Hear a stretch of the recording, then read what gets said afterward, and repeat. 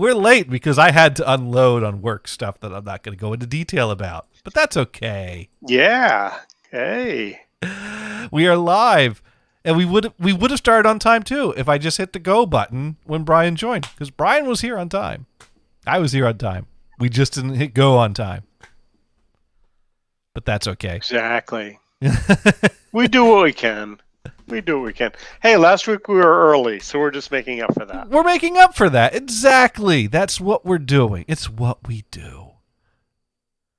And we should be. So how was your week? How was Brian doing? It's all right. Cool.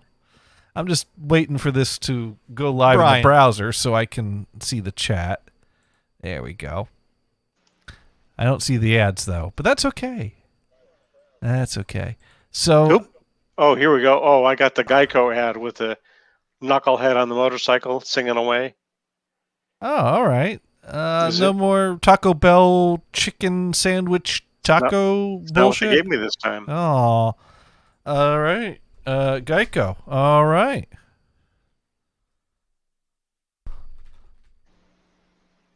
Brought to you by Geico, the lizard people. Geico motorcycle. There we go. Geico, the lizard people, because they have the gecko as their spokesperson, and so right. I think that's what people are talking about when they talk about these lizard people that are among us. And also, right. Just for the record, Jesse is still dead. Also, this just in: Steve Jobs still dead. In case anyone was wondering. Which Jesse is dead?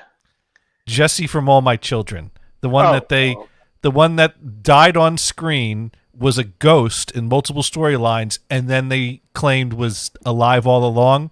I'm saying it was an imposter because we saw his ghost. So as far as I'm concerned... I can't remember. Did I tell you that we were going through the Downton Abbey series? You've mentioned it at least once. And we'd completed it. We haven't watched the movie yet, but I called our friend Nick. Yes, we need to have him on the show. That, and he did mention some soap opera with some details. Wait a second, I better write that down, but we didn't do that. So you forget the details he mentioned. See, we need to have him on. I mean, it was just blah blah blah blah blah. We need to have him on the show so me and him can hash out the whole "is Jesse dead" or "is Jesse alive" thing. Because I didn't see the later storylines where they brought Jesse back from the dead. But I'm just gonna go out on a limb and say it has to be an imposter of some sort. Right. It's got to be, because his fucking ghost was in the afterlife, which they showed many times. So should we basically do a soap opera episode? The theme of yeah, this week we're doing. Actually, what are we doing this week? Well, this week we're doing the Lost Jackass movie. Yes. Damn it! You probably didn't even know it was lost, but I found it. I have found the Lost Jackass movie. Okay. Trivia contest in the Jackass movie. How many were there?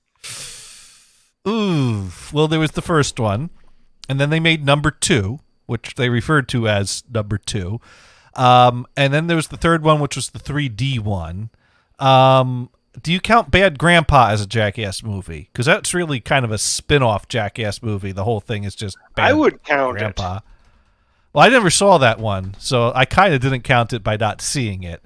So guess how many of those that I've watched? 0? 0. Well, you're going to get to watch the Lost Jackass movie today. And also so on the same vein, how many Dumb and Dumber movies were there? 3. Oh, there were 3. Hey, guess how many of those I watched? 0. Oh man, you're right again. See, you're batting 1,000, or you're batting 0. I've only seen one all the way through, because there was Dumb and Dumber, and then there was a Dumb and Dumberer, which was a prequel and had other people starring as the characters, as younger versions of the characters. Oh, so they ditched what was it, Ben Stiller? No, who was in the original? Well, it was Jim Carrey and the other guy, Jeff, not Jeff Goldblum, but Jeff Daniels. Jeff Daniels, right? In Right. fact, when he got, I was like, wait a second, he was the guy that played that great character in the Gettysburg series movie. Hmm. He played one of my favorite generals, the general from Maine, General Chamberlain. So then Dumb and Dumberer, I guess they decided it didn't count since they didn't star in it. So when Jim Carrey and Jeff Daniels wanted to do another Dumb and Dumber movie, they did it many years later, and that one is called Dumb and Dumber 2. But it's not like you're thinking. It's Dumb and Dumber 2 T-O. That would be dumb. And I've not seen that one. I heard that one's a lot more filthy than the first one. You mean filth is involved in these movies? Well, I mean, Dumb and Dumber has good, clean filth, like a lot of fart jokes and diarrhea jokes. The type of stuff that's perfectly fine to sit your kids in front of as long as you don't mind them making a bunch of fart and diarrhea jokes. Some parents don't like that. Some parents are fine with that. I think it has to do with if you're a first-time parent or a third-time parent. First-time parents want to shelter their children from all the filth and make them nice, well-behaved. Yeah. And then by the second or third, they realize that's... By the third and the fourth, it's like, yeah, whatever. Go watch the shit. You're going to see it anyway. Which makes me resent my younger siblings because they had it so easy and they have no idea. But that's okay. That's all right. I can get over that. That's why I'm going to get my revenge on them today by showing their Jackass movie publicly. But anyways, yeah, Dumb and Dumber 2. Now, and I've not seen that one, but one guy that I worked with said, "Oh, I put it on for my kids," and then halfway through it, I'm like, "What?" Not only was it bad, but like the kids didn't get it, so it was like, "Gee, I'm sorry, I thought it was going to be like the first one," So, yeah. Now, I think so many things are really written for adults. I mean, yeah, South Park, totally adults, right? Yeah. Well, teens, pre-teens, ish. It depends. Oh, I mean, they got to be able to get the joke. Pre-teens probably shouldn't watch South Park, but they eat that shit up. But do they really understand it? They understand. Even something like they understand it enough. Yogi Bear. Most of that was adult humor. Although I watched it as a kid. I watched it as a kid. I got enough of it. Or the Flintstones, Yeah. I watched that as a kid. There was actually a penis joke in the Flintstones. Oh my God! Yeah, there was some joke about having 3 heads. Let me Google Flintstone head joke. Oh, here we go. I remember I was in college and we're watching this while eating pizza and drinking beer, and we were like, "Whoa!" How did we miss that as kids? But find something at the costumers. Here we go. Here we are, Barney Boy, costumers. What kind of costume you gonna get? Well, I'm gonna get something that makes me look tall. How about another head? Another one? What do I need 3 of them for? Hey, So that happened. That happened. Was that great or what? Wow, they slid that right in there. They slid that one. Well, I think the Flintstones was actually aired in prime time back in the day, so it was not really. Yeah. Even it became a Saturday morning standard in my childhood. Sure. But an original airing. No, we watched it in prime time. Of course, I was watching it the first time around. Right. Well, you were probably watching it as a family thing. It aired in prime time, not Saturday morning. Right. I watched it Saturday morning, targeted strictly to kids. You watched it probably with your parents around the TV. No, they didn't watch that. See, my dad did a lot of travel when I was young. Right, but a lot of people probably did watch it as a family because, I mean, that's what primetime viewing is. That's, family viewing or adult viewing. Maybe the kids are there. Prime time is not really the targeting the young kids type of TV. So yeah, Flintstones was originally it was a honeymooners parody targeted to primetime viewing. Right. But anyways, I have some exciting news in the world of hold music. What? Now, do you all remember? You remember when we called UPS and we Absolutely got the hold music. Because anytime I get a package from UPS, inevitably I've got to call them at some point and be like, "Hey, dude, what the fuck, man? Why didn't you just deliver my? You had one job. You take the package, you bring it to the place that's on the label, and you leave it there. That's all you got to do. That's all you. Right. And that's and times a million, right? And I've got to say, as of lately, UPS has been doing that a whole heck of a lot, and so I've not actually had the pleasure. Well, of, they're competing with the post office. Right. So I gotta say, I've not had to call UPS all that much. I've only had like 1 or 2 packages get delayed a day or two, which that don't warrant a phone call because ain't no one gonna help you anyways. So I've not had the opportunity to groove out to the UPS music as frequently as I had in my last job. So I guess their service has improved. But you all remember we listened to this. And then I said, well, we should find out if FedEx has a better hold music or not. And we called them up, and FedEx had enough people in their call center that we didn't even have to wait on hold. We had to ask the guy to put us on hold so we could hear their hold music. Right. and we made that guy's evening, I think. I think that guy's somewhere telling the story to his friends about, this strangest call I ever got. This guy wanted me to put him on hold to compare our hold music to UPS's. Right. He's probably still laughing about it at the at the coffee machine. Yeah, no, exactly. Now, 5 at 2 wants to know if Bri is having a sleepover. So you're crashing at the beach house tonight, I take it. Yeah. We've been here for a couple nights. Oh, there you go. Yeah. When you own a house someplace, you can sleep over there. That's right.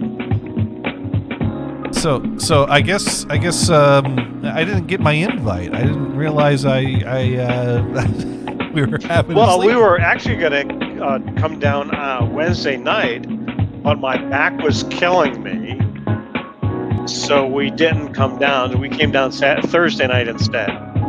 As my back got better. I see. Had a big old knot in my back. So, that's always a bummer, but take it easy a few days and you're all better. I take exactly. It. Oh, that's exactly. Good. That's good. That's a relief. Yeah, I mean, Thursday wasn't that. It was a little tender, but it wasn't bad. And so like on Wednesday, I took Tylenol. It did nothing. I took ibuprofen on Thursday. Much better. Yeah. Even though it was a bottle that was expired by about a year. Yeah, that's more of a suggestion. Exactly. It just might be a little less effective, so you should just double the dose. You'll be fine. Well, I took 2 anyway. Hashtag not a doctor. Hashtag don't do that and call me. Yeah, right. Exactly. Take 2. Whatever. You know what? I remember when I got my wisdom teeth out. The doctor prescribed me some pills and said, like one of these is like about as powerful as 12 Tylenol. So if you don't want to get these, you can just take Tylenol. So when the doctor just casually gives you something as powerful as 12 of the stuff that you buy in a bottle, I'm not really sweating going for the extra 3rd or 4th pill. So I'm not saying you should take 12 Tylenol like they're candies. This is not a medical show. I am not a doctor. Do not do anything I say. I'm just. Right. Maybe I should quit while I'm ahead. I'm not ahead. That's right. We're ahead still. Yeah. We are not ahead. We're behind. But anyways, so a while ago I went looking for this music, and instead of finding this music, I found other people that are looking for this music. And so I had made a 2-hour loop of this, because once you get the loop, you just hit Control-C and Control-V enough times until you got a ridiculously long file that's longer than you'll ever need. That way I could bring this up in the background. I don't have to worry about, 15 minutes passes with all the tangents Brian takes me on, that the music runs out before we're done with the story. Exactly. It's as long as... after all, we have a chosen topic.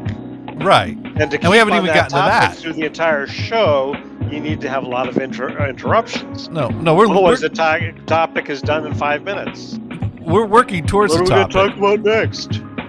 No. You wouldn't let me do an interruption. Now, Dune wants to know how many he should take. I think Johnny said, no. See, if you're Dune, you pretend that you've eaten the plastic tablet thing that's in there that you're not supposed to eat, and you make all your friends panic until finally Dune made a joke once to me and the burger dude, going, "Am I supposed to eat that plastic capsule that's in there?" And we're all like, "You might want to call a doctor." And we're like kind of getting worried, and we're starting to like show real concern. And then I get a text from Dune. He's like, "No, I'm just joking. Don't worry. I didn't really you can eat that, but just make sure you have a Tide Pod after that." Yeah, Tide Pod to wash it. Damn, bad Brian. Bad. They literally deleted Tide Pod commercials from YouTube because too many people were doing that stupid shit. Yeah, right. 5-Hit Dune writing in, who would ever do that? Someone really, really drunk, Dune. And you were really, really drunk that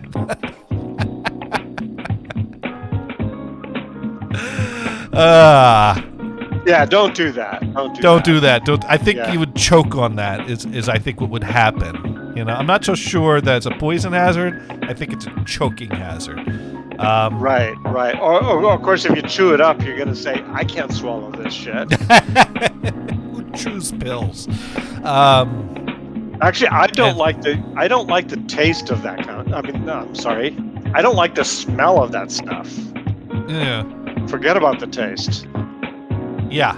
Some pills have a real bitter taste to them. If it takes you a moment before you get the water, like what is it? The stuff for nail fungus. That's got a real bitter taste to it. You gotta swallow that one fast. Oh yeah. That's nasty. So I've heard. No, I have taken so many of those pills. I have cultivated a really resistant strain of nail fungus. I don't know how I did it. Right. I don't know if that's something I should be proud of. Part of me is like, I hate this, but then part of me is like, this is really quite the accomplishment that I'm on like round 3 of taking the pills and an extra month of taking them on round 3, and I'm still not able to clear all this damn. I think that's an accomplishment. If anything, I've maybe accomplished you take the pills and soak your foot in some type of whatever. Oh, I got Formula 7. Like there were 6 other formulas before this one, and right, Formula 7, right. The podiatrist tells me is the strongest stuff on the market. But you can only buy it at a podiatrist office. Doesn't require a prescription, but you can only buy it at a podiatrist's office. So over the counter, but only my counter. Yeah, only over specific counters. Right. Yeah. Sounds legit to me. I was actually on hold with an outfit probably in the last couple of weeks. Okay, so I was on hold for quite a while. And so the tune would play for about 5 minutes or so, and then switch to another different tune. And then switched back again after another 5 minutes. I remember there were times where Symantec was our software for backups at the bank I worked at before I worked for Tharco. Yeah. And they had like a series of like 6 different tunes that their backup system would cycle through. And it was at the point where their call center was getting so out of hand that they would do the whole, just leave your number and we'll call you back. And I never did that because they never called me back. So I would just put it, Really? That's rude. Yeah, so I would say, no, you're going to put me on hold. All right, but it's a 2-hour wait. I'll hold. And I would sit there and listen to them cycle through the same 6 background music-y tunes over and over again for 2 hours. I got really familiar with this. And then at some point they changed it so that they would cycle through the same tunes, but they'd like fade in and out of the middle to cycle through them quicker. And I never understood why they made that change. Who was like, yeah, we got the perfect 6 tunes. Now, would it be but let's trim interrupted by some kind of an ad? No. Or anything like that? Or just the music until they... It was just music, and it would cycle through the same 5 or 6 generic background music type of tunes. So would you, like, put it on speaker, and then you could hang up the phone? So then you have music in your office? I could put it on speaker, but my boss was right across the hall from me, and the less I annoyed her, the happier I was, which was difficult to do because everything annoyed her. The hold music is designed to be soothing. Not that you could fall asleep to it, right? All right. But at least it would not make you angry. At least in theory. Now, Dune Reading and Pineapple Hoops is trying out juggling. Should we share the official Learning to Juggle song? Yeah, we determined that the best song to sing while juggling is I Wonder What's Inside Your Butthole. It was a song written by a cute little kid. Mother posted it to YouTube. It went viral. I wonder what's inside your butthole.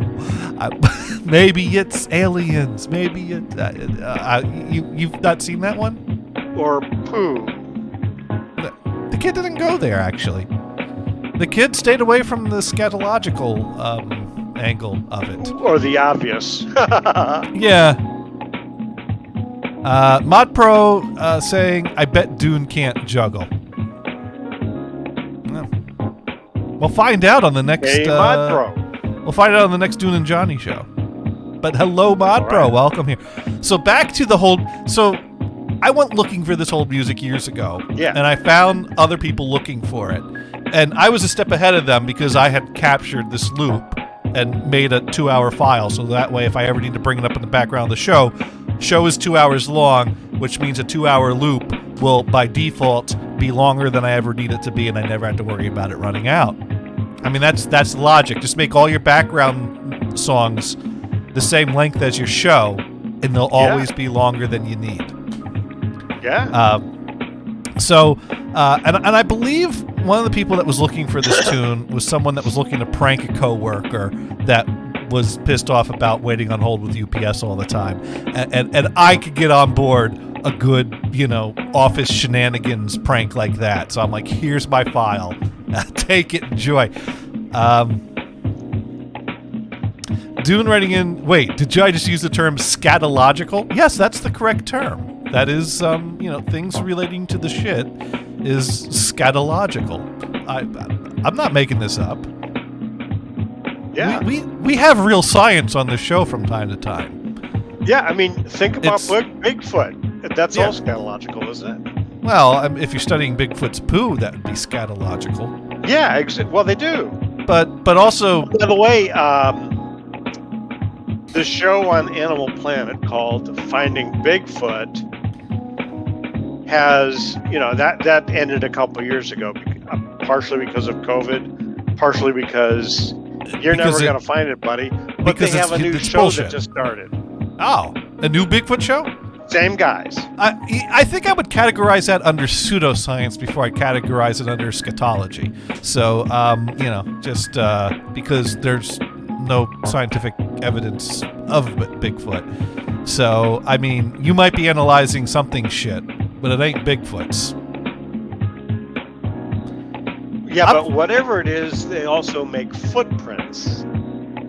Well, I can so make in this first episode of this new show, they've got some really good footprints that actually can see what would be called fingerprints, right? The ridges. That's how clear the footprints were. You can't fake that. Absolutely not. No. I mean, in this age of 3D printers and detailed designs that you could make, no one could possibly come up with a realistic-looking Bigfoot print that looks like it mimics human fingerprints on a larger scale. There'd be no way someone could take someone's fingerprint, scale it up, change the shape a little bit, and that's crazy talk right there. Right. Could the shit be in a really deep hole on an... No. No, You don't it think could. so? Oh, I'm sure something has shit in that hole, but and I'm sure you'll find plenty of shit along with wood in that hole. But that is not what the show is promising. Right. There is no gold in that there shit in that hole. You know, plain and simple.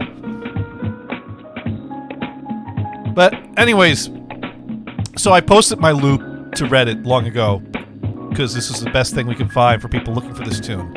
And I posted that some years ago. And last night I got a notification that someone wanted to initiate a private message with me in Reddit. And usually that means someone is looking for full episodes of MTV's Undressed.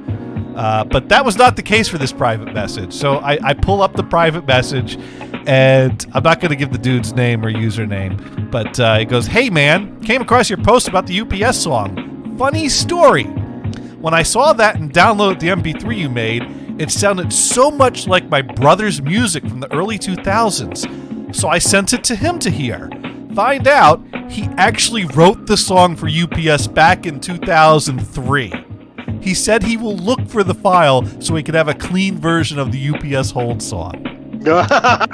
So yes, the brother of the guy that made this tune found my file, downloaded it, and has contacted me.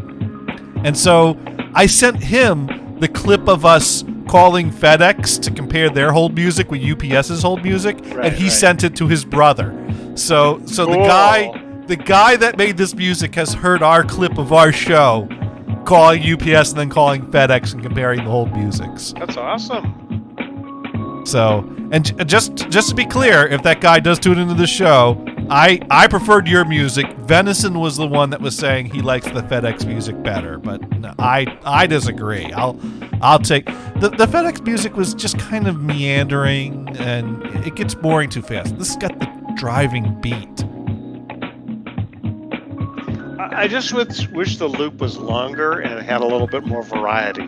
Yeah, and I'm sure the guy who wrote this tune wishes that too, because it's clear that it's just a very blatant, cut. At least the cut's in time, but it's a very jarring edit. Probably, I'm going to guess it's probably a drum machine in the background, right? I believe so. Some kind of a drum loop. And a keyboard, right? That's all Yeah. we get, right? Yeah.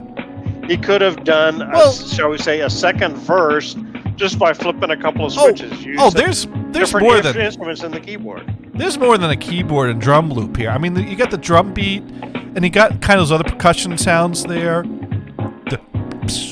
But a drum machine can do that. Yeah, but it builds up to that. It doesn't have that right away, and there's also that kind of that ding dang dang dang dang, that like high pitch thing that comes in. I mean, there's different things that come in. Hang on, let's listen to it for a moment. All right, right now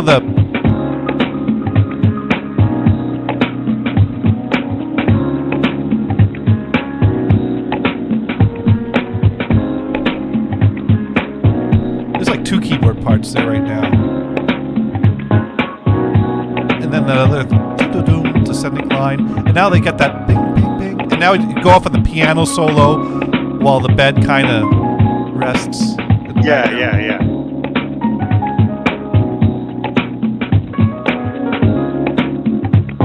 Oh, it'd be so cool to get this guy actually on the air. Yeah. To talk about what he did, the equipment that he uses. Does he still have it? Yeah, I mean, NPR actually did a bit on one of their shows about the default hold music for the Cisco system. And that was a really interesting bit. I think it was on like This American Life or something like that. So I think this hold music is equally deserving, if not more deserving, of some kind of coverage on something. I think he could do better. It on this show. Oh, I would do it. I think he could do better than this show, but I'm not. But I'll do it. Like if he'll come on our show and talk with us, I'll There's take been a number of YouTubers Yeah. that have turned into TV shows on Amazon. Yeah. We're gonna get a whole 3 to 5 people that would hear him live on the show, and then we'll clip it and post it to Twitter to get another 5 or 10. So we'll get him views up to the double digits. Now, also, I did tweet about this to you and to Dune and to Sir Mars, and Dune had a response to this news that I have possibly located the guy that composed this. COVID, wildfires, and broken McDonald's ice cream machines. And Johnny finds the origins of hold UPS music. Oh well, it's a start. So Yeah.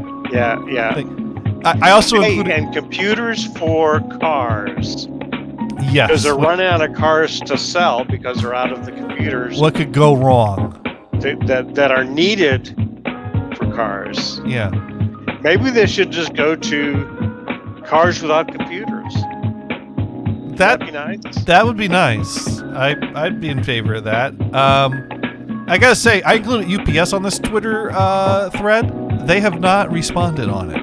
UPS is not nearly as excited Really? as I am about this. One would think maybe they'll say, "Oh, we're gonna have to change our hold music. We've had it on since 2004." Now, Dune writing in, holy crap, Johnny is diagramming hold music. My faith in humanity is slipping. I did go to college for 4 years to study music and music recording and things like that. This I is think totally up your wagon, right? if anything, I've demonstrated that 20 grand a year for 4 years has not gone to complete waste. Yeah, it hasn't been wasted. Absolutely. So well, I mean, the reason why that included room and board. Go ahead. Reason why I just drop in something about Bigfoot is because I have a degree in biology. Yeah, I have to do it. you have to do it. Because I became a computer programmer rather than a biologist. Right, but I have to do it. But if you're a biologist that has studied biology, and your area of interest in biology is studying mythical creatures that have not been proven to exist, maybe it was a good thing you went into computer programming. Well, yeah. But look at paleontology. I kid. That was harsh. all of these critters no longer exist. Yeah, but there's scientific evidence. So, what? No, whatever. Go ahead. Well, I mean, the searchers are looking for currently live ones for sure, no doubt about it. But eventually, I mean, there have been critters that we found that we thought that had been extinct before. Five did write in. Oh man, if you get a copyright strike because UPS complains, that's the headline. Oh, we better stop playing it before the Nazis at Twitch figure it out, or YouTube, right? No one's figuring it out. You know what? You know how it will get figured out? If this guy, after doing our show, decides to do a real show, and then they post a link to it, at that point it will enter the music databases. Because now, if the Cisco default hold music is Shazamable, Shazam will. It's called Opus 1. But right now, this isn't in any music database. Nothing will automatically recognize this. I mean, maybe UPS probably holds some kind of a claim over it, being that they paid for use of it on the.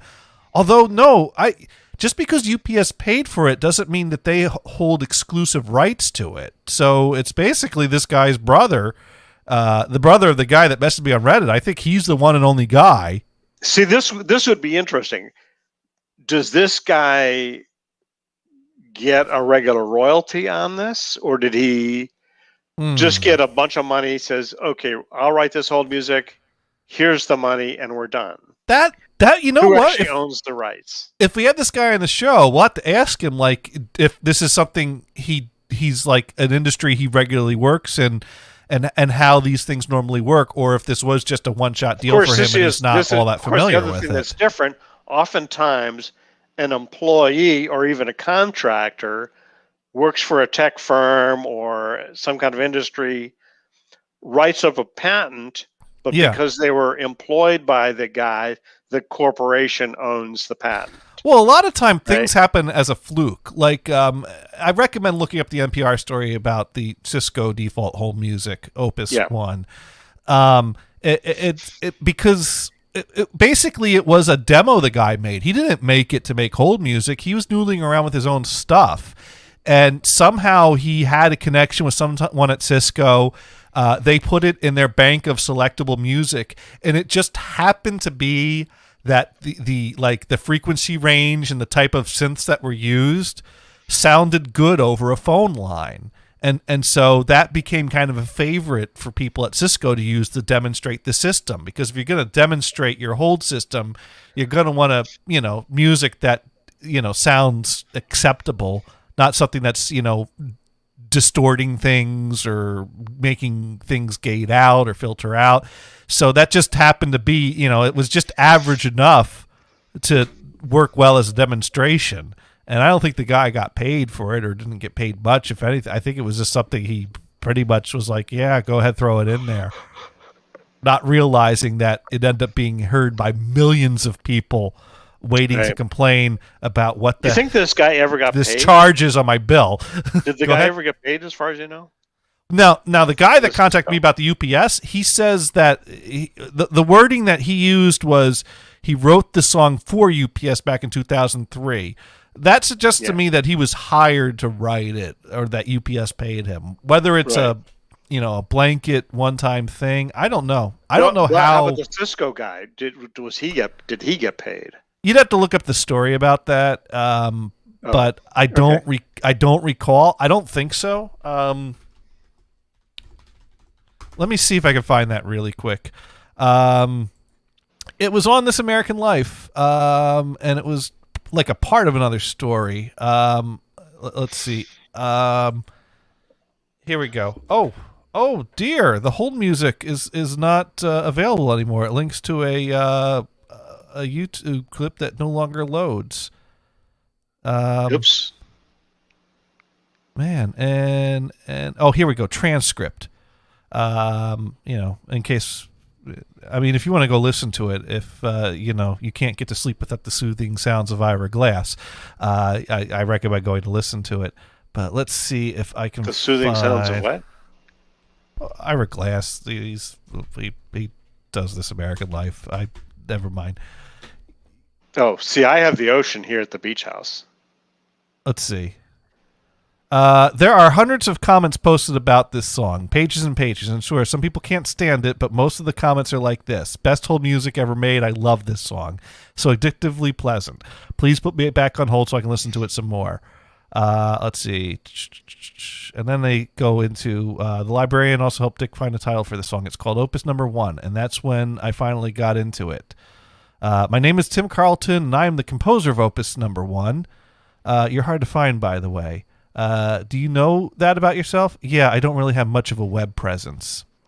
Tim was 16 years old when he wrote Opus Number 1. It was recorded in 1989 on a 4-track tape by one of his high school buddies, Derek Deal.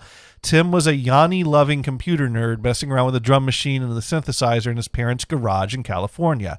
That 5 minutes of tape is now on 65 million Cisco phone sets worldwide as the default hold music. It's what everyone hears unless someone inside the system makes an effort to change it. Tim was in his 20s when he got a call from Derek about Opus Number 1. Derek had taken a job at Cisco designing phone systems. And he's like, dude, if you send this over and give us permission to do this, we can make this the default. I think I can get this in. And it was like putting an Easter egg in a DVD or software. Just like a little hidden gem that, oh yeah, next time you're on hold, it might be my music. I just thought it'd be a cool piece of trivia. So then technically what happened? They licensed the music from you? I mean, do they renew their license every few years? Like, are you making money off of it? Not a penny. So I think that's probably my most legit claim as a music artist. I didn't make any money from my music. Tim's not a musician anymore. He's an IT guy now. He manages a server at a bank in California. So basically it was just he was friends with the guy that was working for Cisco and said, hey, we want to use this. And he gave him permission. and that's that. So I wonder if he bothered to file for a copyright.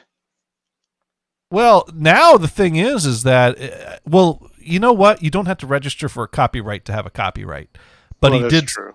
He did sign legal documents giving them permission. But even still, that doesn't mean that someone else can't use it. Right. As long as they go through the proper channels with copyright and whatever. Yeah, claim a copyright on it, and then other people can use, or maybe you just don't give a shit. And just for the record, here is the tune that we are talking about, Opus 1 by Tim Carlton. That's the default Cisco hold music. I'm sure you've all heard this many, many times.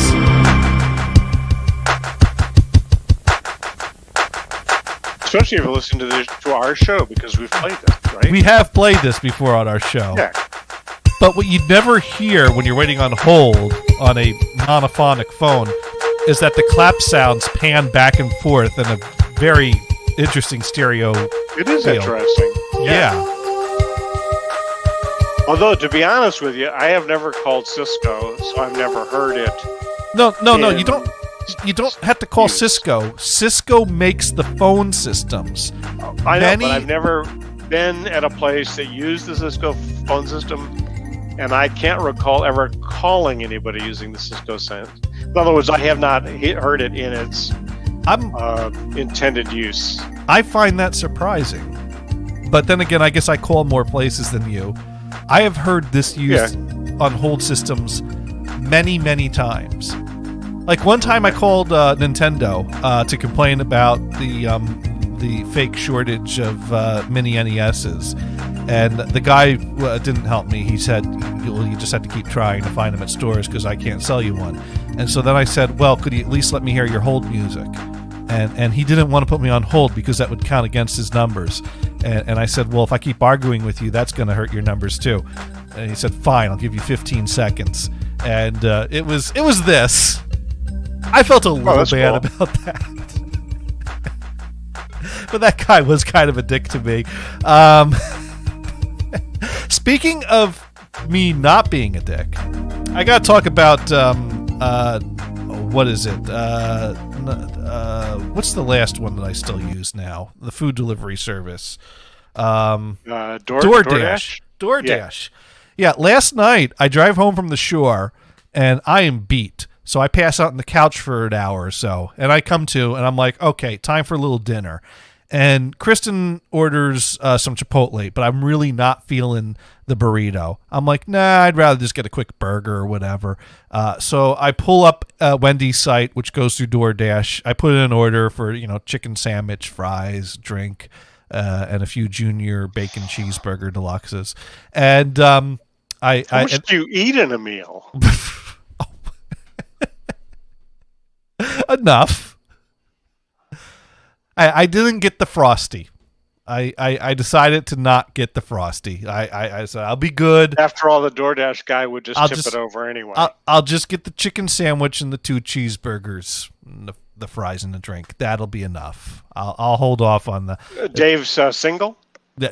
No. I get the really small cheeseburgers, the junior cheeseburgers. Oh, okay. Those are like a side, a few junior cheeseburgers are an extra side dish. I don't get the. Do you order it with the extra grease? No. That's like my vegetable. You get the chicken sandwich. That's your entree. You got the fries. That's your starch. And then you get a few junior cheeseburgers. That's your vegetable, right? Are they vegan burgers or veggie burgers? No, but they have lettuce and tomato on them. Should get veggie burgers. Then it would be true vegetables. Brian, if I wanted to eat cardboard, yeah, right. I have plenty of it stacked by the door. Thank you. I've never tried one of those veggie burgers or Impossible burgers or whatever. I've never tried one, but I have had veggie sausages with breakfast before. Mm-hmm. I think they're pretty decent. So I placed the order for Wendy's. They say it'll be ready in a half hour.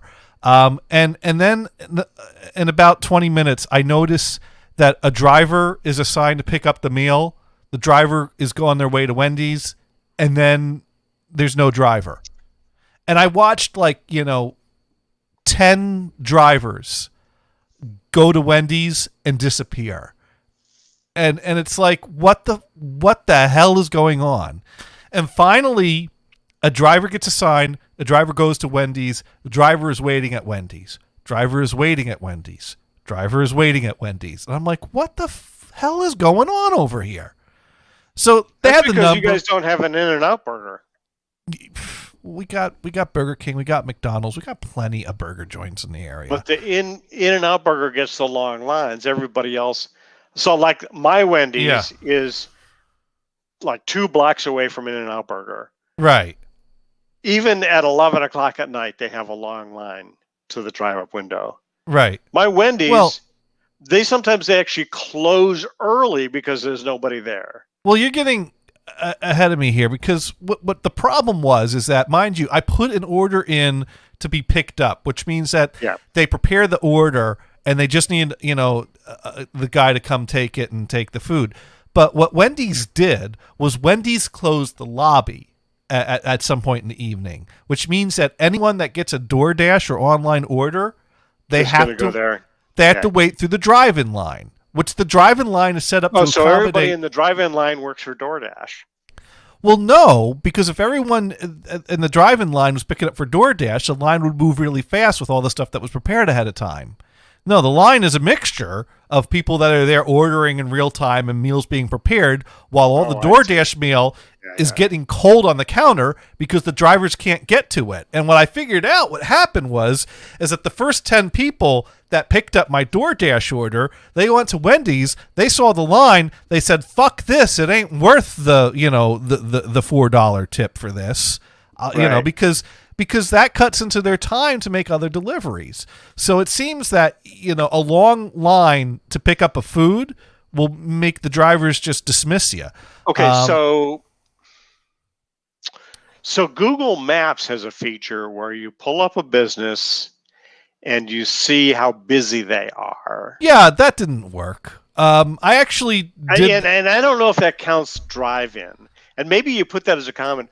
This should include how busy the drive-up is. I don't know how well that works, and I only became familiar with that because on Friday night, after I drove down the shore, I went to put an order in at a pizza place, and the thing said it wasn't that busy, and then I put the order in. They said, well, that'll be ready in an hour. And I'm like, yeah, not busy my ass. But there you go. Anyways, the point is... You ordered online? Yeah. See, that's why I like to call and talk to the person when you're placing an order. Yeah. Oh, because then they will tell you how busy they are. Now, all those like the round table pizza place, they'll just tell you because they're fucking idiots. Oh yeah, it'll take an hour. A pizza doesn't take a goddamn hour. Well. Anyways, period. So the point is, I called the guy up and I'm like, "Is there a problem with the order? What's going on over there?" He's like, "Oh man, they closed the lobby. It's just a really long line. I'm almost at the front of it though. I'm almost there." I'm like, "Okay, hey, you know what? Thank you so much. Like about 10 drivers before you just bailed on my order and went on to get something else. So thank you so much." And when the guy told me that, and I realized that this was the one guy that stuck it out of 10 guys that drove off. Not only did that guy get a $4 tip from me, I handed him a $10 bill when he gave me the bag. Now, can you specify the driver when you with DoorDash?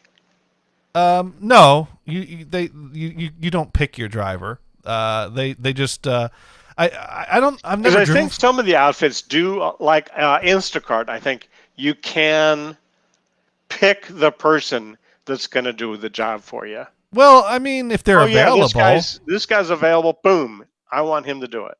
I don't know, not for DoorDash, but that's interesting. Right. But that it's only limited times. So poor Johnny, his car doesn't work anymore. Well, like I said, maybe he should use it a little bit more often. I drove 6 hours that day. I did not feel like going out to Wendy's that evening. I was ready for food to show up to me. So give me a break, man. You should have been smarter. Dude, As you were arriving, you should have swung through the Wendy's and pick up what you wanted. dude. Well, it was too early. I wasn't hungry yet. We had a late lunch on the way home. And dude, give me a break. I gave the guy an extra $10 for waiting on the line for me. Wow. Like I said, So I hope those people that drove past the Wendy's and pick up my order, I hope they're listening right now, so they know they missed out on that, easy $10 just to wait on the line. Right. But I admire, and the guy was a really young guy. I almost felt like there might have been a little naivety in that sounds. So he was too stupid to just cancel the call and. You know what? I realized when I came out, it sounds that way, and that's not what I'm trying to say. Maybe I'm saying that he's not been ruined or corrupted by the corporate ways of some people that will just try to get ahead and screw anyone else. Well, you're doing the thing to make money. Right. You're not making money if you're doing one order in an hour, right? Well, he made an extra $10 for it though. So, but normally he would have only made $4. $4 an hour is not a very good pay rate. Yeah.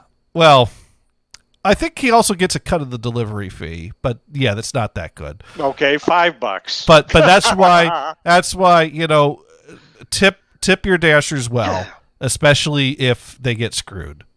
We're all in this together. Anyways, that was my latest story. The thing is, and Wendy's, unless this took an hour to do. Not realizing that it isn't his fault. Yeah. No, right. So if the guy show up after an hour, you're not likely to want to tip the guy because you've been waiting an hour. Well, you gotta realize that he's been waiting for Wendy's to get their crap together. I get that, but the thing is that if you're aware of your surroundings, it's not that hard to figure out who you should be mad at, and who is with you. This is why we need the ghost kitchens, so that. Servicing only the DoorDash people, right? Or the delivery people. Wendy's is on the orders on the right path made, there. Already set up. The guy drives up, boom, boom, boom. Done. Right. You got one line for the people placing their orders and they're being prepared, and you got the line for the ready to pick up stuff, which Wendy's could have done last night by leaving the lobby open for Dashers, but they didn't. They made the Dashers get on the same damn line with everyone else and wait for those meals to be prepared while my food was getting cold. You know what would be another good thing? Would be to call the manager of the Wendy's to say, hey, this is a problem. I won't be doing DoorDash if this is what you're going to do. Well, you're screwing yourself for your own ugly face. Anyways, I realize we haven't done whatever the expression is. We haven't actually opened the show yet. Because we need to remind everyone we need to do it before 6 o'clock anyway. And we are, after all, listening to insert title here. The show that Jason saves so frequently. We just put a placeholder in. And I'm your host, Johnny Gators, and this is my co-host, Brian the Interrupter Blues, who is broadcasting from the Shore House, also known as the Beach House. The Beach House. That's right. Jersey has shore houses. California has beach houses. Right. And we got OX64 in the house, who's inserting things someplace. He put a blank to insert things in. Insert blank here. Yeah. So, anyways, we have quite the topic.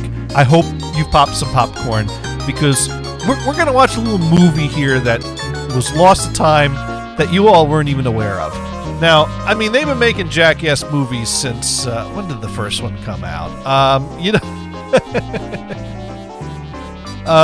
The first Jackass movie came out in 2002. But little does anyone know that my brother, sister, and my brother's friend, sister's boyfriend at the time, they made their own Jackass movie in 2004. Also, some neighborhood kids were involved, too.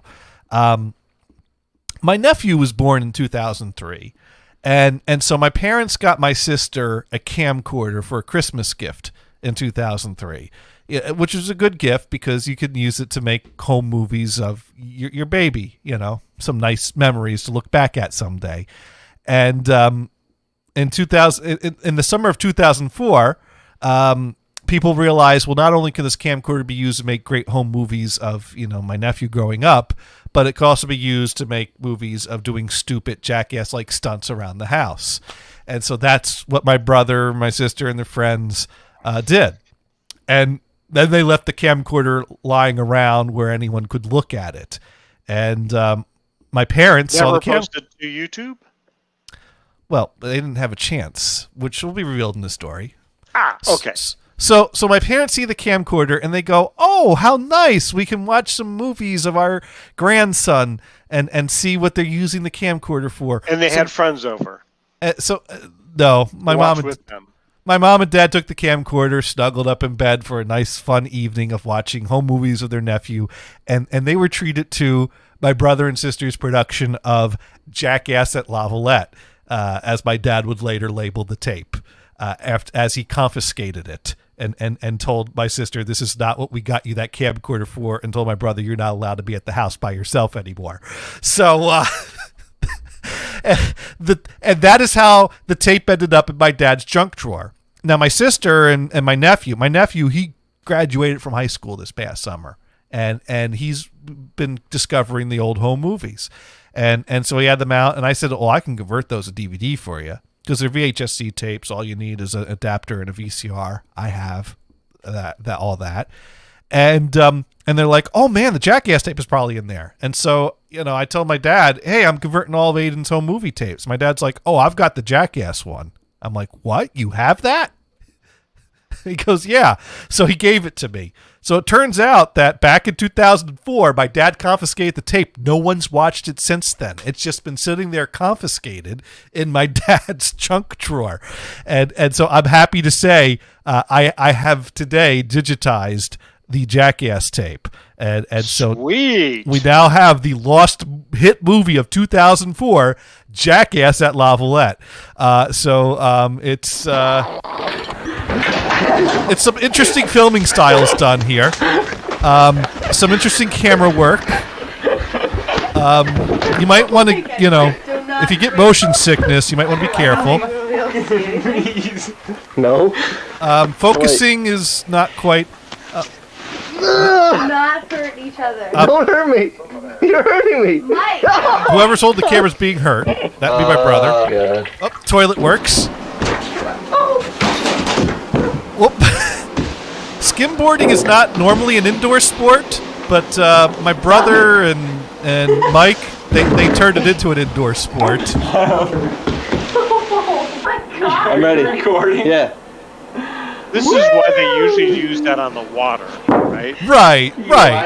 But, it was dark out. Not good. You can't see what you're doing, so...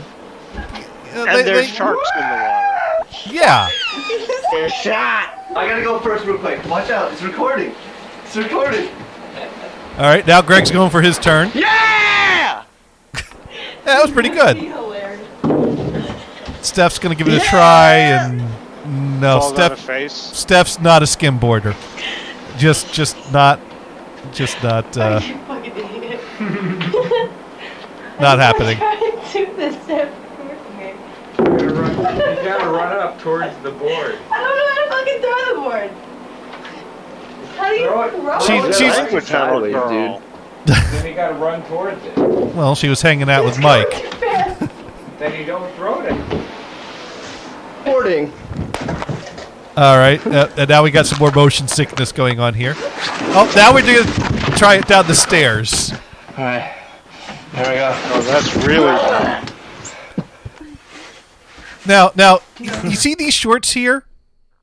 These shorts are too short for what Mike's going to try to do.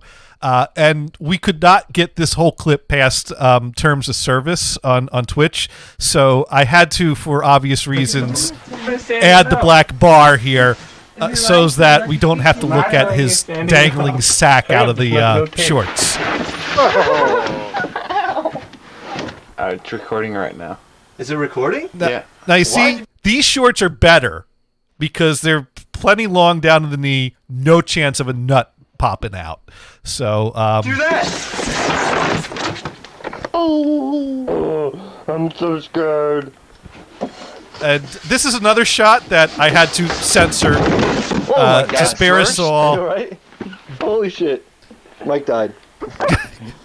No more of them. And oh yeah, my sister had a guinea pig, Greg. Yeah, I'm pointing at you. and the guinea pig's fine. The guinea pig is fine. There's a lot of quick cuts here. Now we decided, do a little bike riding outdoors while carrying the camcorder. Ride your bike. I don't know why, Yeah, because they're kids. but Fuck. this is a good movie, isn't it? I gotta turn Several this shit years ago, I was in a Target store, and there were these girls, probably, I don't know, 12 years old, something like that. Yeah, And they were making a movie in the store yeah. with a cell phone.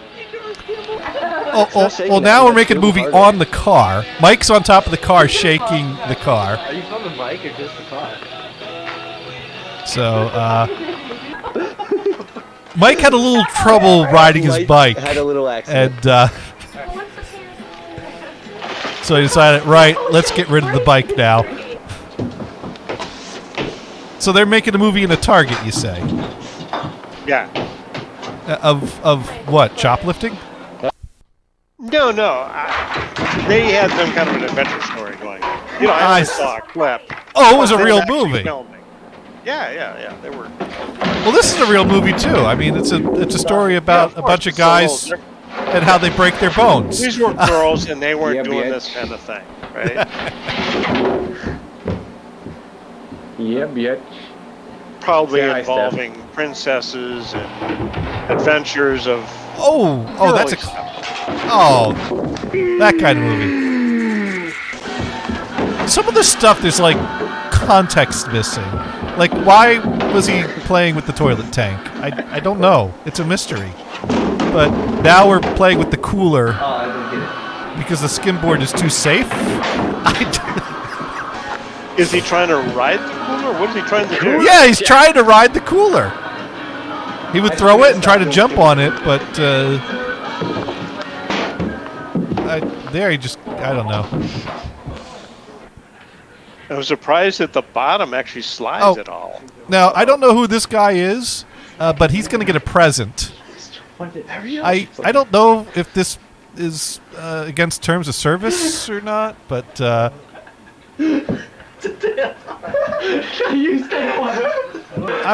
I'm going to say that's ketchup. That's probably ketchup. This is the problem. Some people get tired and want to go to sleep, and other people don't. And that's when the bug the sleeping people shenanigans starts happening. Real quick. Turn it off. You're gonna get more. Now there's a bunch of slapping going on.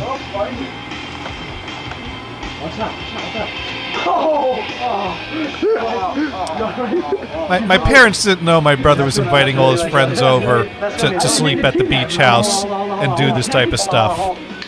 So they were not impressed with this movie.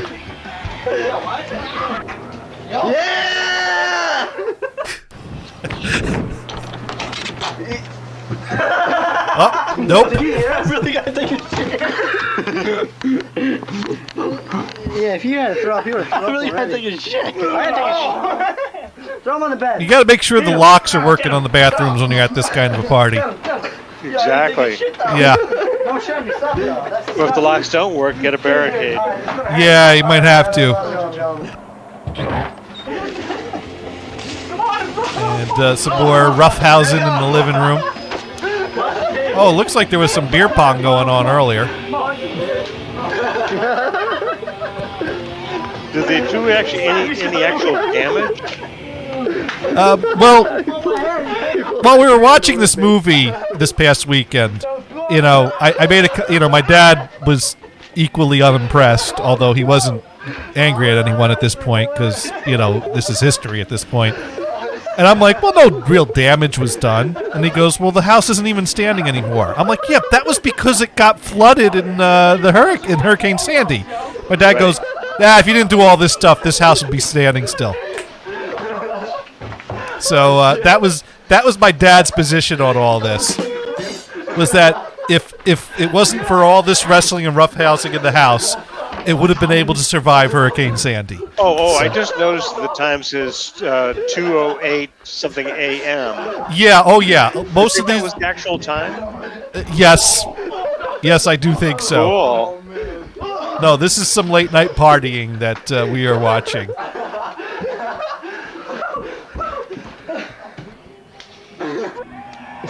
Which was unlocked? This is Rooster Nation slapping. Slight, man. Oh, by the way, I think that guy's a cop now. I mean, right here. Yeah, let me I needed to get it on YouTube and state the guy's name. Oh. When Officer something or other was young. Yes. Let's not do that. Let's not get the police angry at me. That's right, because you still go to that town, right? Yeah, I still go to that area. Or by the say, way, hey, you want to get together with your buddies and we'll show this film? we got some good old They're vintage. showing it to other cops. Yeah. Let's. Statute of limitation has long passed, right? Yeah, I think so. So now people are trying to sleep while other people are trying to still be obnoxious at 3 in the morning. Or even better, right? You see the cop on the street or in his car, with his partner, and you mention to the partner, hey, Officer, what's his name, did a Jackass movie. Do you want to see it? There you go. Here's I'm the sure. DVD. Here's the DVD. Here you go. For the low price of $14.99, it could be yours. I think a police officer deserves a free discount. Copy. A discount copy? No, free copy. Oh, by the way, I'm a little drunk in this I shot. would buy you a donut, but instead let me give you this Jackass movie. All right, so I should explain the backstory here. So this is now 3rd of July. I'm down for 4th of July weekend. I was living in Maine at the time. I came down from Maine, and my Genocide Rob was a co-host of this show at the time, and we were still friends and on speaking terms. And so me and Robert came down, hang out the shore, and I was hanging out with my brother and siblings and Mike and them. We were playing asshole and getting drunk, and I think I put away about a 12-pack of Heineken at this point. And Genocide Rob put away 2 bottles of Manischewitz and a 6-pack of Mike's Hard Light because, he's trying to watch his figure. So I'm barely standing, but I'm standing. Genocide Rob's half passed out in a chair. He can't stand up, otherwise he would have kicked my ass because we decided since he passed out that we got to mess with him, but no one had a marker. But we did find a roll of electrical tape, so we were trying to give him an electrical tape mustache.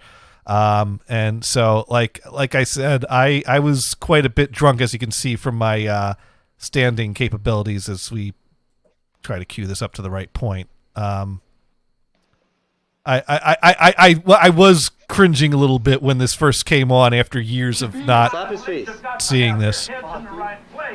Oh, come on. Why is it not working now? All right, so the video player seems to have frozen up. Oops. Hold on. We'll fix that in post. If we got any comments coming in?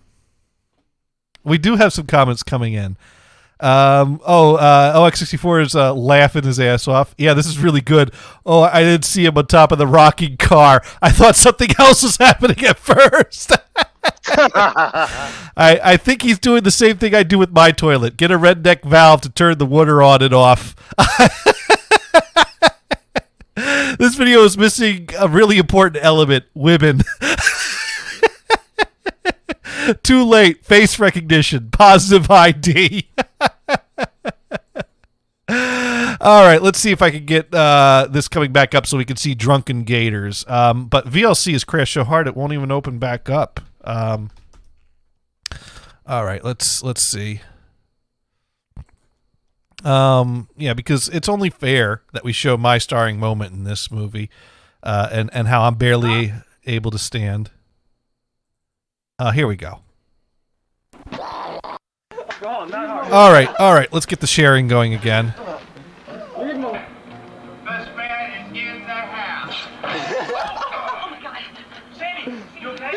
All right. So, like I said, when it cuts to me, that's when we're trying to put a piece of electrical tape on Genocide Rob's face. And although he is unable to stand up from the chair, he is still coherent enough that he's not fully passed out. And so it didn't work out. But it's a good shot of me really, really embarrassingly drunk pre-beard. So,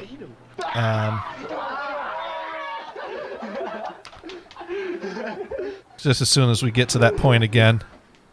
There we go. More. This is the problem with getting tired before everyone else.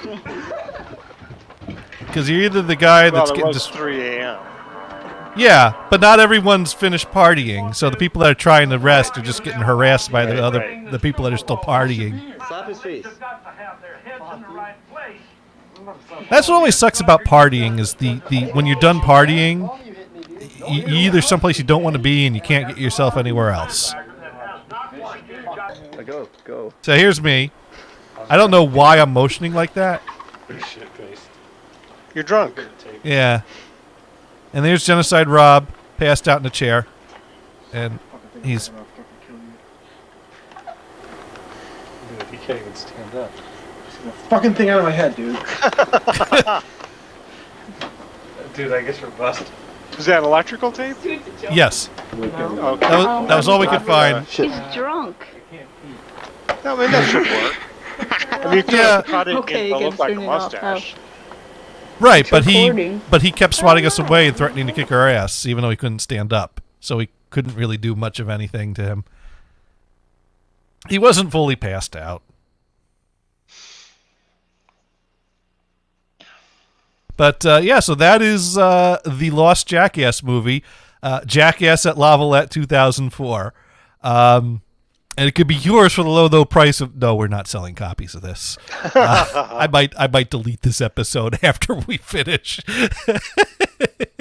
Is it really 8 hours and 40 minutes? No, there's really 8 minutes and 40 seconds of that. This is what there is. It's not that long. They're only half-hour tapes. There is another tape that has some more skimboard stuff on it, but not as much as that tape and not as bad. Well, I mean, you can only go for so far with skimboarding, right? Yeah. If I've been doing writing in, I've been watching a lot of Steve-O's talk show recently. Some of it is really good. Steve-O is someone that is really, picked up some talent along the way. He's a funny guy now, and he's cleaned up, he's sober, and he put together a good stand-up routine out of his stuff, and he's got a lot of stories to tell from his fucked up days. X64 writing in, rewinds, records, puts all over YouTube. Yeah, no, I'm sure this will never get back to the people that read that movie. Yeah, so that's what do you think, Brian? I think this is further It's actually kind of funny. Yeah. And I think it makes you feel even better about never having kids. Absolutely. Because if you had kids, they'd be doing this stuff at your beach house while you're not there. Right. And actually, a friend of mine that lives up in my area, they went away for a weekend, and their teenage daughter invited a whole bunch of guys, and they completely trashed the house. Did a serious amount of damage. Yeah. 5-Hit Dude doing writing in, you don't want to get sued by that one dude, the actor. Oh yeah, Genocide Rob is he's not proud of his material done under the name Genocide Rob. But that's okay. Isn't proud? No. Isn't proud you broke up with... Isn't proud. Yeah. He and that's why I've not used his real name. and why I've not used his new stage name or anything like that. Genocide Rob will always be just Genocide Rob, and that insulates him on this show. He'd probably rather that it just disappeared from history, but my delete button doesn't work. Oh, darn. OX64 rating in Warner sued me. It's all good. I have $0. Yeah. No, but Genocide Rob and I, one of the reasons we don't speak anymore is because he really got obnoxious about not liking the fact that he did stupid stuff and it was recorded on the show that we did. And he didn't even do anything that bad. I mean, he might have made a few tasteless jokes that are cringy now. And you know, I'm not going to play those. And that doesn't even reflect who he is anyways. But it's not that bothered me. What bothered me was that he started harassing me to delete everything or to sign legal documents or things like that. And it's like, dude, fuck off. You want to get a lawyer? Fine. But I ain't doing anything voluntarily, you know? So, yeah. Like I said, I got a whole 5 people watching this right now. I don't think Genocide Rob's going to find out I just played a tape of him passed out in a chair, which is probably not that bad and not that much to worry about. Private Dude writing in dang off-site backups. Exactly. Nothing is true. Although in this case, this tape spent a good 2004, 2056, 18, 19, 20. This tape spent a good 17 years lost in a drawer, not backed up. So we got lucky on this one that I was able to make the backup 17 years later. But now that we've played it on Twitch and YouTube, it's out there forever. It's unless I delete them. There's probably from so many YouTube. archival copies to be made. Oh yeah. I think it's now property of YouTube, based on their agreement that's totally not legally binding. If anyone were to hire a lawyer and fight it, but some of these digital agreements that you make without reading them, they're like in violation of other things. They're not even legally binding. It's just that who's gonna try to fight YouTube's who reads that team of crap? Yeah, who's gonna try to fight YouTube's team of lawyers over that crap? But my favorite thing is that there were some years where Radio Shack, on the back of every receipt, was a license agreement. Who reads that? You buy a battery and you've got this license agreement that you just signed. Was it a verbal agreement when? No, it was on the back of the receipt. But you had to sign it? If you used a credit card, you were going to sign it. Well, yeah, but that's a signature for verification, not a signature to agree with the terms of service on the receipt. Yet it was printed on the back of the receipt. Yeah, but that printing on the back of the receipt is useless without a legal signature. Of course, acknowledging which is probably why they got rid of it. It's like, okay, this is actually useless. People aren't reading it. It's not legally binding. They're not really signing it. I mean, it's one thing to print your warranty information on the receipt and have it displayed in the sign and all that stuff. And even then, some stores will enforce it more than others. Okay, Dune writing in, okay, here it is, please don't judge me, and links to something on YouTube. And OX64 writing in, come on, Gage, no, there's no such thing as delete. It's here forever. Yeah. That depends. Dune posted a juggling video.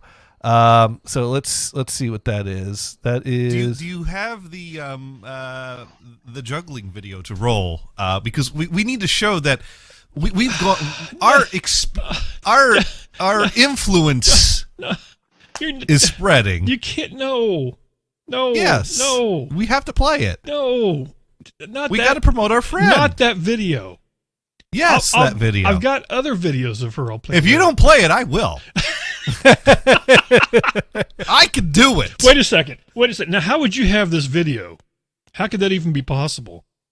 All I got to do is open up Messenger, screen share, and XSplit, and bring it right up. Paranormal Goat. I could do this in 3 clicks. I have to have your permission before I play this video, because I was not going to play this video because first she's of all, proud of this video. I'm sure. First of all, I was like, I actually took time out of my work day to let Johnny know that he had corrupted this young soul on the other side of the, on this other side of the world. No, I said no, I used the word corrupted. You changed it to inspired. Oh, did we lose Brian? I used corrupted, but yeah, we did yeah, that happened. It happened, and it was great. Are you really? Oh, here we go. We'll skip ahead a little bit here. There we go. I think this. I've never played anything off my phone before, so I assume I assume this will work. I don't know. We will see. It looks good so far. Let's Didn't start. sing the song, but I just want to get better at four walls before I do. Thank you. How does it go? I wonder what's inside. I feel horrible. I wonder what's inside your butthole. She has the greatest smile, though. She does. She does. I It kind of love works this. This is better great. async, like it's a bit more fun. I wonder what's inside your butthole. There we go. There we got a bonus feature on the DVD of Jackass at Lavalette. I wonder what happened to Brian, though. We seem to have lost Brian.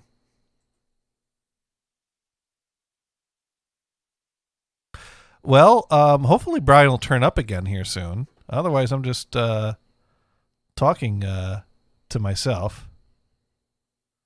And Dune writing in OMFG. And Dune sent that to Pineapple Hoops. Well, that's great. So now is Pineapple Hoops gonna sing the song? Is that next? We'll have to. Let's see. That was a part 1 to that. We never imagined there would be a part 2. No, we did not. Now, what the hell happened to Brian? I'm gonna have to figure out where he. Oh, I think he's coming back. You missed the butthole song. I know it. It's horrible. No, my Wi-Fi just threw me out. Oh, I hate it when it does that. But yeah, we played the clip of Dune playing the clip of. I was really looking forward to it, and then boom! What the hell? Yeah, no, we could bring it up again. We could do a replay. We can. Let me just see if I can cue up that part again. Do you have the? We just have to skip ahead to the right point. So let me get that shared out again because Brian needs to see what we're talking about. Yeah, influence is spreading. You can't. No. Yes. No. We have to play it. No. We got to promote our friend. Not that video. There we go. Yes. Made us all smile. Oh, you know what? Oh, it'll work. There we go. I think this. I've never played anything off my phone before, so yeah, he's got the video on his phone. I assume this will work. I don't know. We will see. It looks good so far. Let's Didn't start. sing the song, but I just want to get better at four walls before I do. Thank you. How does it go? I wonder what's inside your butthole. I feel horrible. I wonder what's inside your butthole. See, you can totally sing that while juggling. She has the greatest smile, though. She does. She does. I It kind love of works this. This is better great. async, like it's a bit more fun. I wonder what's inside your butthole. There we go. So, what do you think of that, Brian? Is that some quality total entertainment? quality. Yeah, yeah. That's the type of stuff that we do here on Twitch. exactly. OX64 running, and this is cool. A stream of people playing a video of people streaming playing a video. Yeah, we're right on top of things.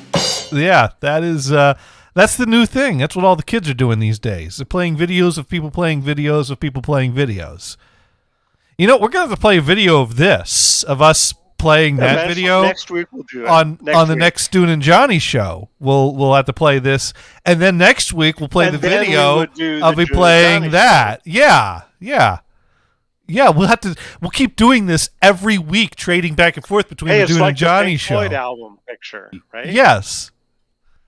Yes. Uma Guma, whatever it is. Right. Or it's like the Pink Floyd The Wall album, where if you listen, you could splice the end and the beginning together, and it's all a long loop. Did you ever know that? No. Yeah, because there's like I believe it though. No, it makes sense. Yeah, because the first thing you hear when you start side one on the wall is Where We Came In. And then at the very end, you kind of hear the same music coming back again. And the voice goes, I believe this is. And so when you join them together, it's like, I believe this is Where We Came In. And so it's really the album's a loop. Yeah, Which makes it perfect for 8-track. No, Dune doesn't know about this. Oh, my God. Good point. I didn't know about it either. Oh, you know what? See, we're learning stuff on this show. Yeah, let's. Oh, here we go. I can find a video of it here on YouTube. So this is the part of the show that's going to be muted when you go back to replay it. Yeah, let's. So this is like the end of the album.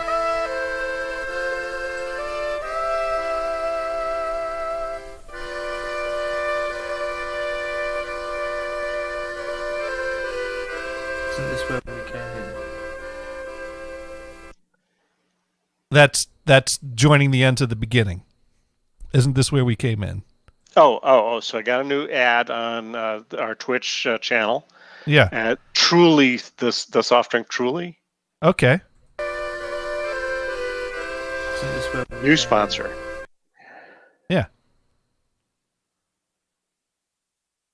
So there you go. Mind blown. Yeah, y'all didn't know that. Well, I knew that because of the internet. The internet told me about that. Totally. Alexis for writing out if there were words, I guess it must have been the other channel we don't hear. No, you should hear both channels. It's just it is very quiet.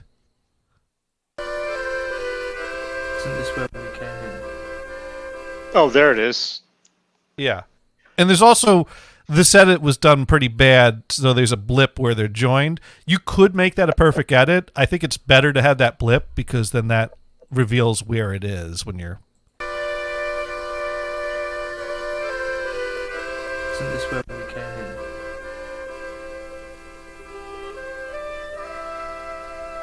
So yeah. So the wall's really meant to be heard on 8-track, and you just let it keep going around and around until the splice breaks. Did the 8-track really catch on in the UK? Not as much as here, but there were 8 tracks of it in the UK. I have a US 8-track of it.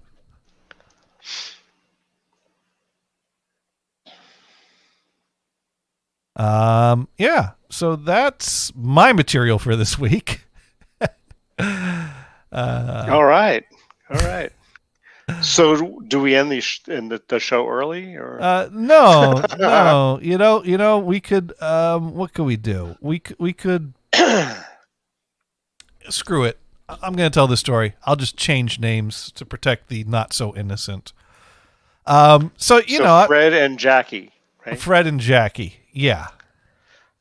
Now, Dune wants to know what the one is you can watch The Wizard of Oz to. Well, that would be Dark Side of the Moon. So you're playing the Dark Side of the movie. I'm sorry, the Dark Side of the Moon album. I can't even talk. With the sound off of the Wizard of Oz.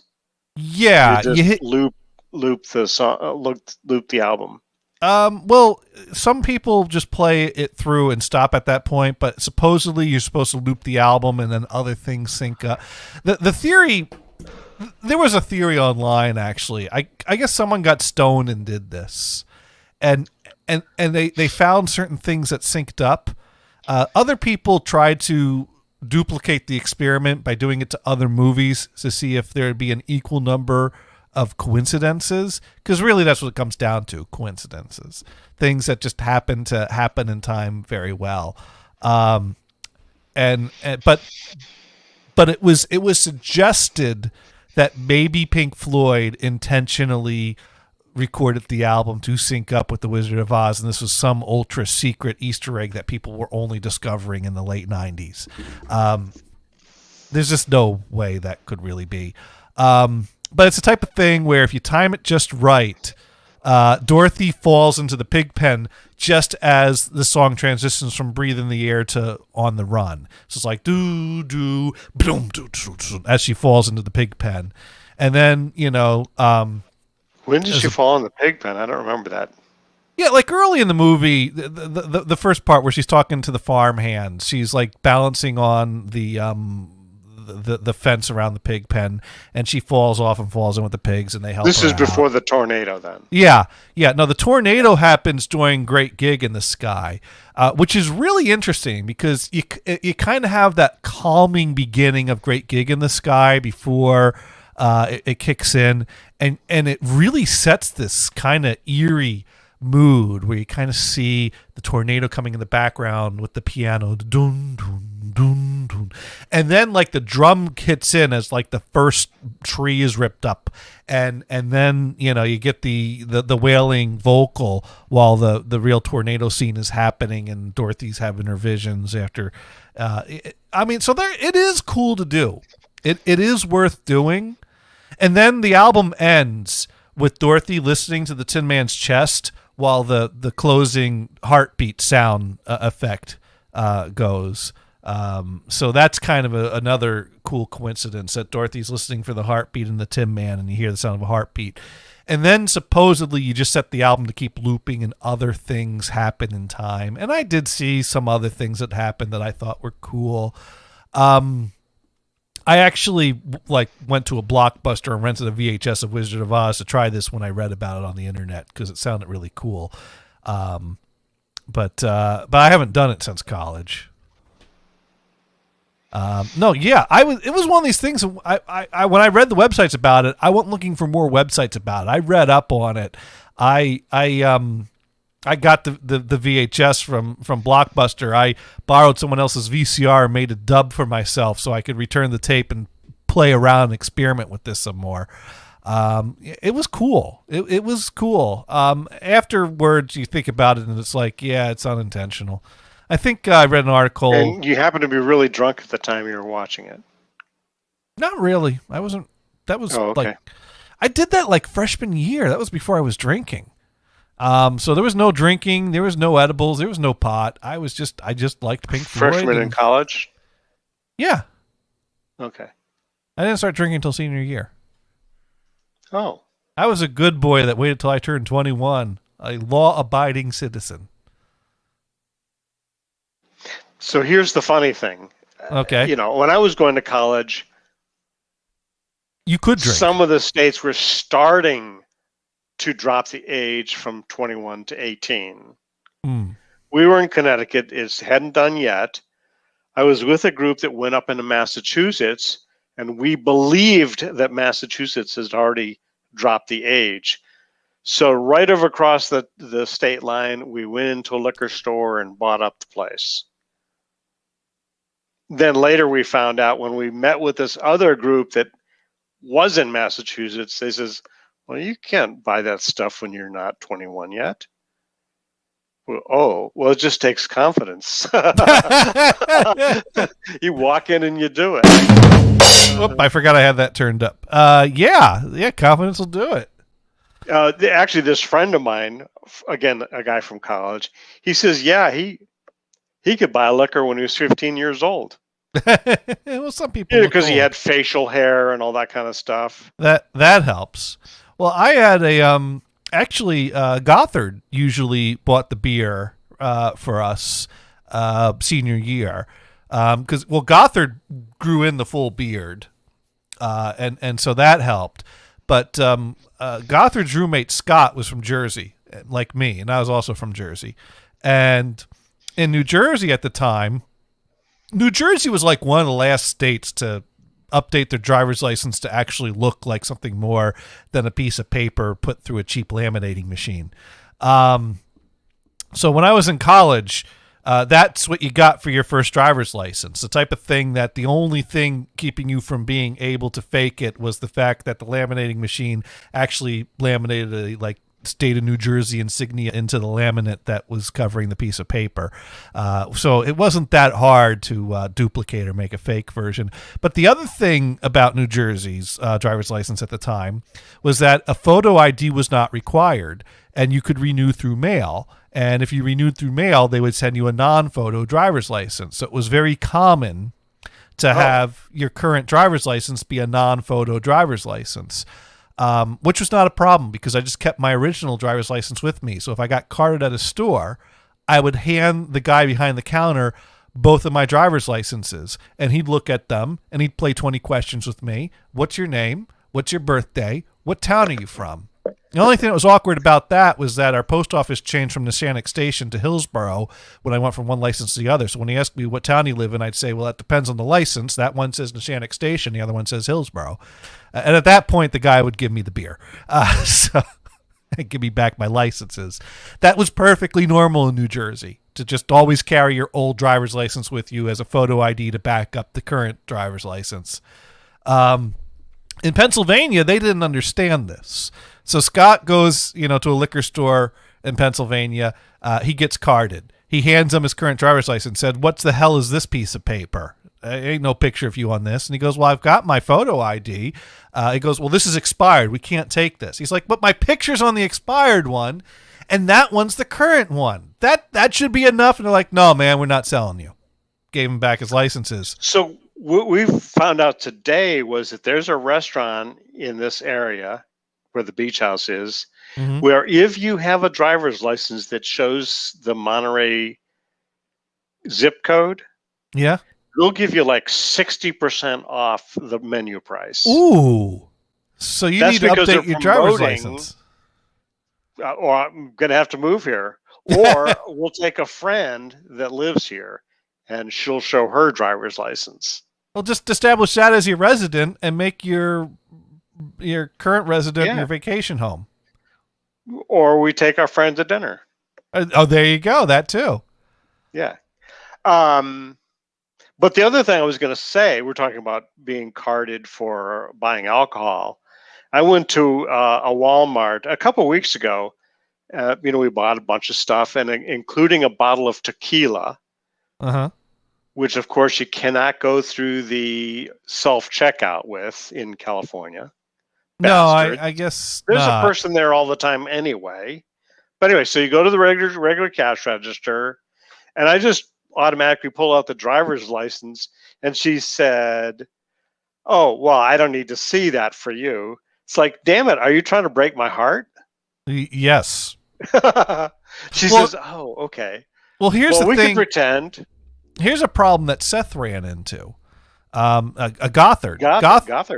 Gothard worked as a cashier at a small grocery store up in Maine. Yeah. And at some point, I guess the grocery store got into some trouble over selling alcohol to people that they shouldn't have sold alcohol to. And, one of the weaknesses is that you're more familiar with your home state's driver's licenses than other states. Now, I know I've gone to a liquor store in New Jersey and handed them my Maine driver's license, and then they would go pull a book off the shelf that had pictures of all state IDs and compare it while asking me, "What the heck are you doing here from Maine?" I'm like, "Vacation, Jersey Shore." But and then they look at you. Wait a minute, you live in Maine and you vacation in New Jersey. What the fuck is wrong with you? Yeah, that's how you avoid the traffic. All the traffic's going the opposite direction. Right. That was absolutely true too. That would be the good explanation. I'd be driving back into Maine after my vacation, and there'd be a bunch of like traffic barely moving, crawling on the bridge, leaving Maine, going home, and I'm just zooming right back in. Right, as you wave out the window. Live in Maine, vacation in Jersey. You're doing it wrong. But anyways, so the grocery store that Gothard was working at basically said, right, okay, we've gotten in trouble too many times. We can't accept out-of-state IDs to sell alcohol anymore. And that sucks because you get a lot of out-of-staters. That's stupid. You'd have to ask Gothard about that. Now, mind you, he wasn't working at a touristy area. He was working in a pretty small independent grocery store. There are probably other places you could go. So this one lady that was clearly not in need of an ID was buying like a bottle of wine or something. And Gothard made the mistake of trying to compliment the woman by carding her. And then she pulled out an out-of-state ID. And then he's like, oh, God, I can't sell to you. And once you ask for an ID... That's really a dumb rule. You can't complete the transaction without seeing a valid ID. And so basically this, what started out as an attempt to, flatter this woman turned into an ordeal. So Gothard... A real right. bumfuck. Yeah. So now it's like, if they're old enough, I don't have to ask for an ID. Don't. So actually, with the new real ID, is that a problem anymore? Hey, this is approved by the federal government. I don't know if this was a grocery store policy. So it probably, once again, a store can set their own policies. A store can decide. Sure. To protect ourselves, we got too many dumb kids working the registers, so we're just going to set a stupid rule that's going to piss people off but prevent us from getting sued. Now, was he over 21 when he was doing this job? Yes, I believe so. Because some states don't allow underage people to sell the alcohol. Yeah, But Connecticut is that way anyway. Gothard would have to fill in the details on this one, but I just know that it basically he learned, don't card someone if you don't have to, even if it's not flattering to not card someone. So we should do the story again when we have Gothard on the show, right? What's that? We should do this bit again when Gothard is on the show. Well, he gets the links every week, but Mondays are a busy day for him. Now, X64 pointing out that where he is, driver's licenses are optional. The last time he was pulled over, they didn't even tell him it expired. COVID card, that's a different story. I'm going to back away from that one. And X64 writes in America, home of the most stupid rules ever. Lord damn forbid anyone be able to drink. Yeah, well, I think the whole drinking age. Well, the problem is the drinking age was 18. A bunch of people did stupid stuff like getting themselves killed, falling out of windows, and ruined it for the rest of us. And I'm not saying I agree with that or disagree with that. Okay, so if you think the rules are stupid here, you really don't want to go to Singapore. Well, they have rules with an associated fine for just about anything. Forget about spitting on sidewalks. They don't even sell bubble gum or any kind of gum. No. Riding a bicycle over a pedestrian walkway over the highway. That's Brian, $1,000 fine. Brian, to be fair, $1,000. To be fair, you can get prescription gum in Singapore. So come on, let's not, let's be accurate in our representation here. Sure, but you don't want to be caught because the police officer's not going to know that. He may fine you anyway. Do you have your prescription on you? Oh, I don't know. I never had a prescription for gum. Now, did you actually smuggle any gum into Singapore in your years there? No. So I'm not a gum chewer, so you went without gum all those years. Oh yeah, I haven't had. I can't think that I had gum since I got back from Singapore. Again, I don't chew gum very much. Now, you did import your own. You did bring your own supply of toilet paper with you to Singapore, if I recall correctly. Yes, roughly 4 years worth, because our time was only 2 years. We brought half of it back, and at the 4-year mark, we did finally run out of it. So you timed that perfectly. Although we only needed to buy half of that. You bought a 4-year supply. You thought you were going to spend more time, and it lasted 4 years. Yeah. Now, were you expecting to spend 4 years in Singapore? Well, we were just kind of guessing. So, we thought 2 or 3 years, but you never know. You don't want to be short on toilet paper. Absolutely. You were hoarding toilet paper. We wanted our own, the brand that we liked. You were hoarding toilet paper before it was cool. Absolutely. But before people thought you were called you a hoarder. So they don't have decent toilet paper in Singapore? We didn't know. We didn't know it was available. As it turned out, our brand was available there. You bought 4 years and worth of your brand, and it was available all along. Take your That's hilarious. I love that. You take your standard bedroom and imagine a whole wall of toilet paper. That's Okay. how much we brought.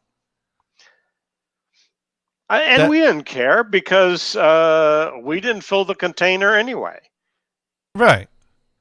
So toilet paper, no big deal. No big deal. Now, but I would have thought that rather than be like, will they have toilet paper? We're like, oh, I don't know. Let's just bring 4 years worth with us. That you might go for like a week visit ahead of time and stay at a hotel room and check out the area, and then you'd have kind of a better idea what you're going into and be able to plan a little better than just buying 4 years worth of everything. It is roughly an 18-hour flight each way. Yeah, but you're talking about a few it's years. Not like it's not like you can just visit.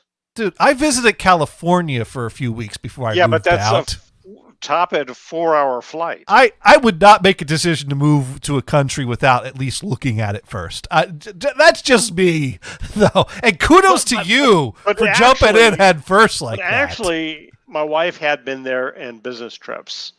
She just didn't know what was available. Your wife went there for business trips, and never once did she scope out the TP situation.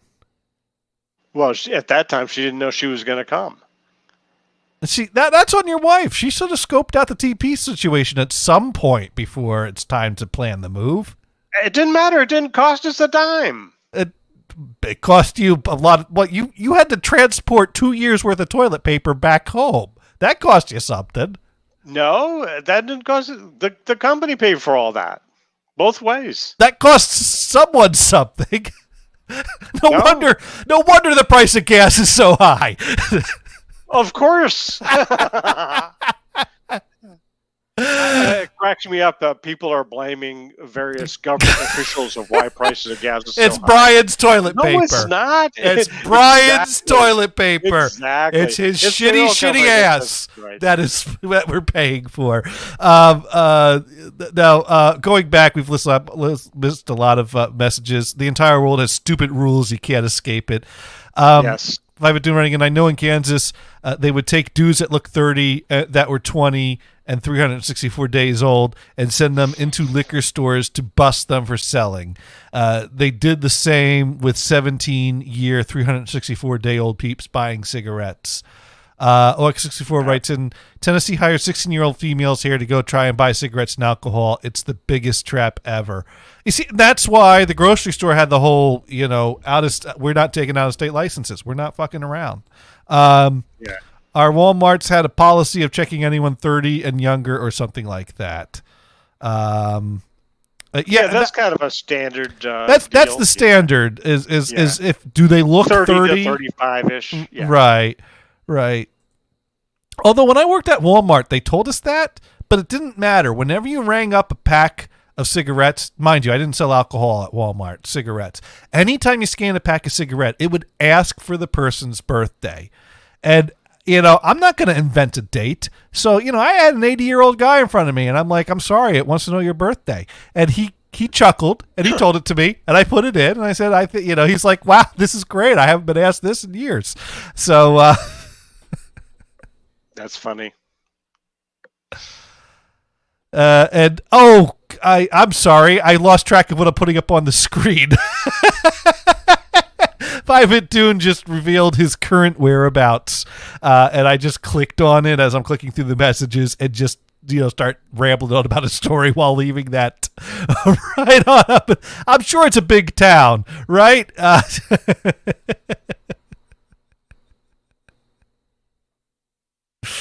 OX64 writing in, wait, I'm not supposed to say where I live on the internet. I mean, I'm 12, and what is this? That's good. If he's 12, he is a 12-year-old that would be a perfect trap to send into a liquor store to buy some booze. Right. What was really the funniest thing is that about a dozen years ago, I went to lunch with a coworker. This was a sandwich bar. Mm-hmm. And he goes through, he pays for his. Then I follow him. Of course, it's a salad bar. Exact same thing, and I pay less. And he says, "Hey, why did you pay less?" And we look at it. Oh, mine got the senior discount without asking for it. So I got a senior discount, and he didn't. In that exact same week, for dinner, I went to this pizza place, and I had a beer, and the guy behind the counter actually carded me. So it was carded and got the senior discount in the same week. Well, he was carding you to see if he should give you the senior discount too. No, he was carding to buy the booze. And actually the manager kind of says, no, we don't need to card him. But it was already too late. And, hey, I am not insulted. I have actually seen people that were carded that were of age that were insulted by it. It's like, what kind of an idiot are you? That just means you look young. Yeah. Dumb shit. And get a grip.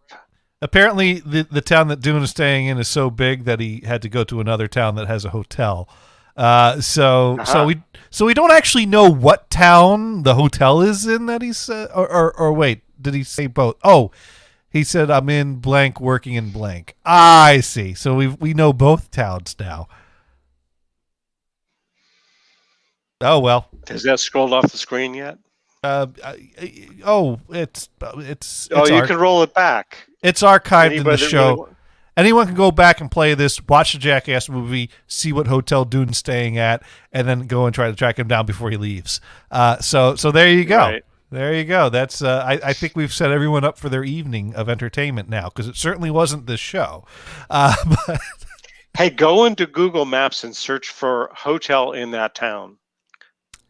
Okay. All right. Let's do that. Let's do that right now. Let's see.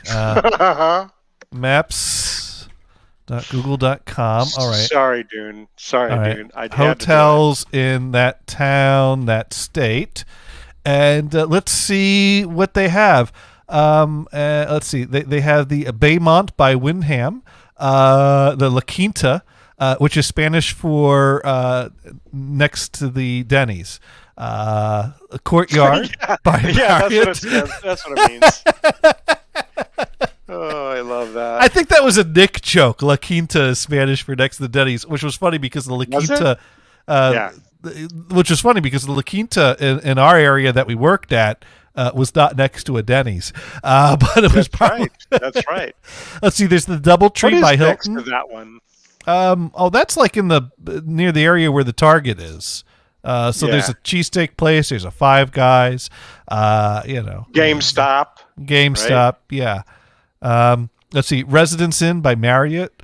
Comfort Inn. That's right on the I-40. The How Hilton cheap Garden is this employer? How cheap is an employer? Yeah, you know what? Let's find the cheapest room that Dune could possibly be staying in this town. Let's see. All right, here for $50, that's going to be the Baymont by Wyndham. That right there, it gets 3.3 stars. Now the La Quinta only gets 3.0. But in most of the country, it's called Wyndham. Wyndham, yeah. Well, whatever they are, I hate those assholes. Now the La Quinta. Oh, really? The La Quinta. Okay. Well, yeah. You ever go to Vegas? Yeah. Well, yeah. I mean, not lately, but yeah, you've been. The Wyndham there really sucks. Well, everywhere you go, there are people wearing official-looking uniforms, like they work with the hotel and want to help you. But what you notice when you get closer to them is that they're wearing uniforms that have nothing to do with the hotel they're in, and they work for Wyndham, and they want to take you to a seminar so that they could try to sell you on a timeshare. Okay. I know what you're talking about. And like the first day, you're saying hello to all these guys. And it's like, oh, hi, yeah. Oh, you're one of those assholes. Never mind. And then eventually you learn to ignore the friendly people that keep making eye contact and engaging in you. And by the end of my time at Vegas, if someone would have sold me a T-shirt for $80 that said, "No, I am not interested in your fucking timeshare. Leave me alone," I would have gladly paid $80 for that T-shirt and wore it everywhere. I just, Right. So that is all I think of when I think of Wyndham. Is those because they. Well, here's the thing. I fly to Vegas and I get to Vegas before my room is ready, and I because you're going to a convention, right? No, I had accrued enough frequent flyer miles from Southwest from all the traveling I did for work that I decided after having no weekends for the past few months, I was going to just fly out to Vegas and go take in a few shows and lose some money and have a good old time with my wife. And so we did that, and so of course you get there early in the morning. The room's not ready until like later in the afternoon, 3 o'clock or so. Yeah. So I figure hold my bags and let me go do some gambling while we wait for our room to be ready. And as I'm heading over to the casino, the guy in the uniform stops me. Says, "Hello, sir. Can I help you?"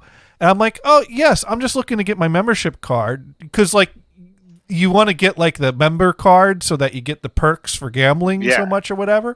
And so I was like on my way to the counter. I'm like, "Is the counter right over there?" He's like, yes, well, we can help you with that. Just come right over here and we'll, I'm like, "Oh, okay." He goes, "Yeah, would you like a free breakfast?" I'm like, you have a complimentary breakfast?" Yes. Okay. Yeah. No, we haven't had breakfast yet this morning. We'll have okay, well, we'll get you situated. We just need $20 from you for a deposit. You'll get that back at the end of this. I'm like, $20 deposit for breakfast? As I'm handing it over, I think to myself, wait a minute, what's this? We're just going to take you on a bus over to our little timeshare thing, and we'll give you a free gift. Yeah. Next thing I know, I'm on a bus filled with very hungover people that were not savvy enough to get out of this, who also have $20 that is being held hostage. And I don't think Kristen will ever let me live this down. I'm like, whatever, we're getting a free breakfast. She's like, it's going to be like powdered scrambled eggs, and I'm like, I don't care, free breakfast. It's too late now. They have my 20. I'm cursing myself for this while putting on. The fact that you gave him the $20 is pretty funny. Now, mind you, I did get a $100 American Express gift card at the end of it, but they really tried the hard. They tried the hard sell. Because once you go through and look at everything, the guy makes his pitch. Look at your credit is great. We'd really love to have you. This is what you could have. And what they really tried to bill was this as so many Americans don't take enough time for themselves, and stress actually negatively impacts your health. If they could make a pill that was as effective as taking your vacation time, they could make $1 million selling that pill. So you really should own your vacation. People talk about your parents want you to work up to owning your home instead of renting, and you should own your vacation. And then they also go, besides, these hotels that you stay at, they had the pull-out cot. They're not meant for a family, and you have a negative experience, and you're all cramped in. Why do it like that? And we own them, so we're going to get your money anyways. But if you do this, you own your vacation, and you got room to spread out. I mean, look at the suites here. It is just, And so I decided, you know what? I think I got the perfect response to this. Because I'm a responsible adult, I'm still, saving money to put together a down payment to own my house someday. And I'm like, I don't want to put the cart before the horse, or the horse before the car, or I don't want to put one before the other, however that saying goes. Sure. It would be irresponsible of me to own my vacation before I own my house. I'm working towards owning the house, but tell you what, you give me your card, you give me your number, the day I decide I want to own my vacation, you're the first guy I'm calling, which was a total lie. And he knew it was a total lie. Of course, you need the right lie. That's exactly what you need. So I said to him, look, you could say, I'm about ready to declare bankruptcy. That's what. Well, credit looks good today, but he ran a credit check on me, so he knew. Sure, I know, but you can still lie on that. He's going to have to believe you. He was out in the other room running the credit check, and I heard a cash register sound come out of his phone, followed by him jumping up, clicking his heels, and going woohoo! That was the effect my credit check had. Right. So actually, we were on a timeshare. Unknowingly got into a timeshare discussion. We did not have to put up $20. They weren't even going to give us a knife set. Actually, a guy I worked with would always go to these things and get that free knife set. or whatever crap they were giving away. He would always do. Well, why do you want that shit? Well, but anyway, So anyway, we were in Waikiki Beach, and then we were at this resort. They says, "Yeah, come on down. Free breakfast is what we were getting. Free breakfast. Right? They get you with the free breakfast. Everybody hopped on the bus, went over the place for the free breakfast, and then and it was a continental breakfast. It was nothing, right? Right. Come on. It was I could have gone to McDonald's. Styrofoam plate with some powdered eggs and not even that. It was just some. You didn't even get the fake eggs. It was just at least I got eggs, fruit bits and stuff like that. Coffee or whatever. That was about maybe a donut or a muffin, right? So they filled up this room, and then the guy got up to speak, and immediately lots of people just got up and left. I mean, you weren't even signed up for this. That's you why weren't even signed up for it. That's why they took a $20 deposit from me. They wanted to make sure everyone sat through. I know it. That's why they could afford the eggs. Exactly. You got your money back? You got your money back? I got my money back. I got the gift card back. I have a few more funny stories with this, so we're going to run over. So the guy was doing the hard sale. The guy was doing the hard. We started late. The guy was doing the hard sale with me, and he said, "Look, if you put this much money into it, and you spend this much money, and then you sell it for this much money when you're done with it, how much you out? It's simple math." And I would not say, "Well, $0," because I'm like, wait, I know that's not how this works. And he's like, "Come on, it's math. It's simple math. Work with me." And he thought I was like stupid and couldn't do arithmetic and that, And I'm just like, no, it doesn't work that way. And I know it doesn't work that way. And Dune here brings up the other point, advertising for companies to try to get you out of timeshares. Yeah. Because that's the thing. I knew a guy, my boss, for my first contract job here in Massachusetts, he made the mistake of buying a timeshare, and it cost him a lot of money to sell it. It cost him a lot of money to get rid of it because you don't sell them. No one wants to buy them, and they keep charging you fees all the time, and the fees increase after you sign the paperwork. Yeah. And actually, a friend of mine has. I think they have 3 weeks, and they've owned it for many years, probably 18 to 20 years. I mean, it's fine if you they use like it. to just go. If you're going to vacation a lot, you're going to use the time, and you want to have that place to come for comfort, and that fee seems like a reasonable fee for you for that. It's great. But if you're not, I'm like, dude, I don't know how often I'm going to vacation, where I'm going to vacation. I don't want this shit. Yeah. Give me my gift card, give me my $20 back, get me out of here. But I tried to do the polite thing. He's like, "Look, I can't give you my number, I can't give you my card. If you want to buy it later, you're gonna have to come here and sit through the spiel again." I'm like, "You tell me if I walk through the front door right now and said I got cash, I'll buy one right now, they wouldn't sell it to me?" He goes, "No, they absolutely would not." It's like, I don't think so. I think I could get someone to take my money if yeah, I'm gonna have to. I'm not, yeah, sure, whatever. Give me my card, get me out of here. I'm not buying this. But anyways, the other story I was going to tell was the guy I worked for. He bought a timeshare, and then he ended up like not using it. He's got kids and they got school and things like that. He's not traveling. He's not doing it. It seemed like a good idea at the time. And well, so you should be able to sell your time. No, he tried to sell it. No one wanted to buy it. No. I'm not saying sell the timeshare, but like, okay, I have a week in November. I can't use it, so I'm going to sell it back to them. I don't know so they how can fill it with somebody else. I don't know the details. He didn't go into that. All I know is that he was paying too much, and he just wanted the thing to go away, and he couldn't sell it. He tried to donate it to a charity. They wouldn't take it. They told him, no way. Like, you can only donate that to us if you give us, 5 years of fees up front. Something like that. How do you get rid of it? Declare bankruptcy or just stop paying? I think he eventually paid a bunch of money to make it go away. Like, he had to he had to spend money to get rid of it. Yeah. He couldn't even give it away. Good. Yeah, you can't give away a timeshare. It's not an ownership. It's a responsibility, and you can't just easily unload those. Yeah. Now OX64 is saying you call that company. They tell you give them $20 deposit and spend 5 hours trying to get you to spend $1,000 with them to learn how to. I get free steak dinner letter offers in the mail to sit in a seminar. Makes me so mad because by the time I read it, it's 3 months past the seminar. Oh, that's the hard luck story. So Hey, yeah, I really want this. Oh, wait a minute, expired. so that was my Wyndham experience, and by the time I was done with that, the people keep approaching me, making me think that they're trying to offer me help when they're really just trying to get me on a bus, and that's why by the end of my time there, it's like, oh, you're one of those assholes, and I think I would say it just right to them, like, oh, you're one of those assholes, and just continue wrong.